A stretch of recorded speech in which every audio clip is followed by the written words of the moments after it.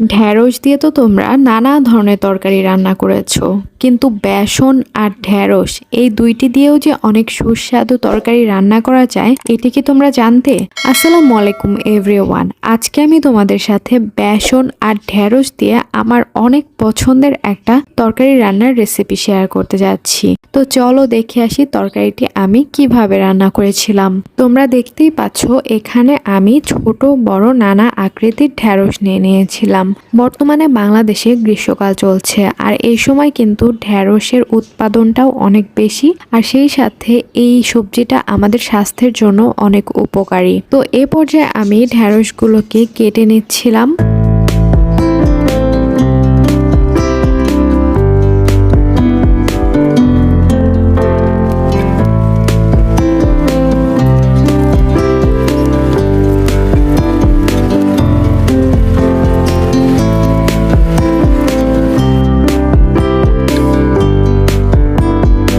এ পর্যায়ে আমি কেটে নিয়েছিলাম টমেটোগুলোকে আমি পিস পিস করে ছোট ছোট করে কেটে নিয়েছিলাম। টমেটো আর ঢ্যাঁড়স দুইটাই কাটা হয়ে গেলে আমি সেগুলোকে আলাদা করে রেখে দিয়েছিলাম। তারপর আমি চুলোতে বসিয়ে দিয়েছিলাম একটি ফ্রাইং প্যান। সেখানে আমি নিয়ে নিয়েছিলাম বেসনটাকে আমি বেশ ভালো মতো ভেজে নিচ্ছিলাম, প্রায় 5 থেকে 6 মিনিটের মতো।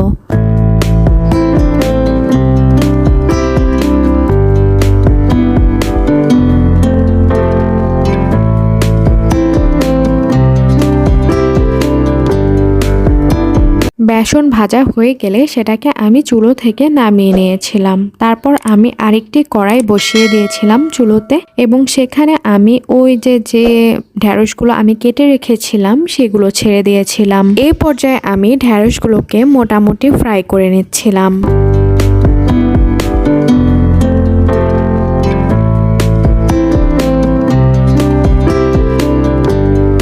ঢ্যাঁড়সগুলো ফ্রাই করা হয়ে গেলে তারপর আমি ওই প্যানেই তেল দিয়ে দিয়েছিলাম, সেই সাথে দিয়ে দিয়েছিলাম পেঁয়াজ কুচি।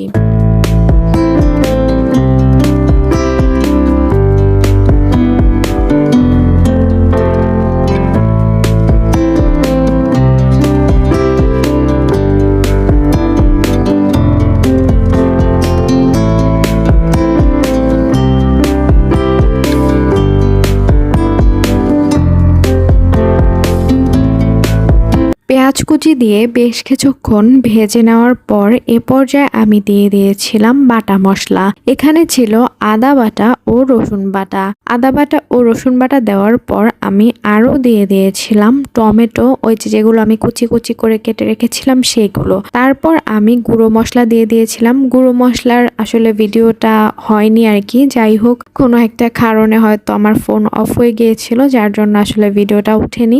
এখানে ছিল শুকনো মরিচ গুঁড়ো, তারপর জিরা গুঁড়ো, সেই সাথে আরও ছিল ধনিয়ার গুঁড়ো, হলুদ গুঁড়ো আর স্বাদ মতো বেশ কিছুটা লবণ। এই সবগুলো মশলা আমি একসাথে বেশ ভালো মতো কষিয়ে নিচ্ছিলাম। হালকা একটু পানিও অ্যাড করেছিলাম যেন মশলাগুলো নিচে লেগে না যায় বা পুড়ে না যায়। তারপর এর মাঝখানে আমি আরও দিয়ে দিয়েছিলাম কাঁচা মরিচ কেটে রাখাগুলো। সো তোমরা কিন্তু চাইলে কাঁচামরিচ ফালি ফালি করেও কেটে দিতে পারো। তো কাঁচামরিচ দিয়ে আমি আরও একটু পানি দিয়ে দিলাম, কারণ হচ্ছে লেগে যাওয়ার সম্ভাবনা থাকে নিচে, তখন দেখা যাবে যে পুড়ে যাবে এবং তরকারিটা খেতে ভালো হবে না। যাই হোক, সো এ পর্যায়ে হচ্ছে যখন মশলাগুলো ভালো মতো কষানো হয়ে গিয়েছিল, তখন হচ্ছে আমি এখানে ছেড়ে দিয়েছিলাম ওই যে ঢ্যাঁড়স যেগুলো কেটে রেখেছিলাম সেগুলো।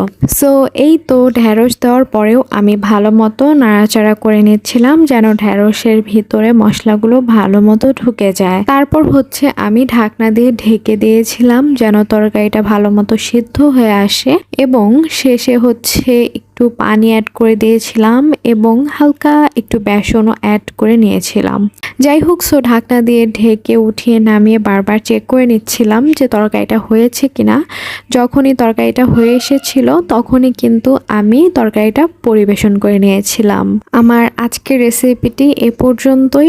আর যেহেতু এই মৌসুমে মোটামুটি ভালোই সবজি পাওয়া যাচ্ছে, সো তোমরা কিন্তু চাইলে সবজি দিয়ে এমন মজাদার তরকারিগুলো রান্না করে ডাইনিং টেবিলে রাখতে পারো। তো তোমাদের সাথে আমার দেখা হবে আবার পরে অন্য কোনো ভিডিওতে, অন্য কোনো রেসিপিতে। আমার চ্যানেলটিকে সাবস্ক্রাইব করে রেখো আর সবসময় আমার পাশে থেকো। আল্লাহ হাফেজ।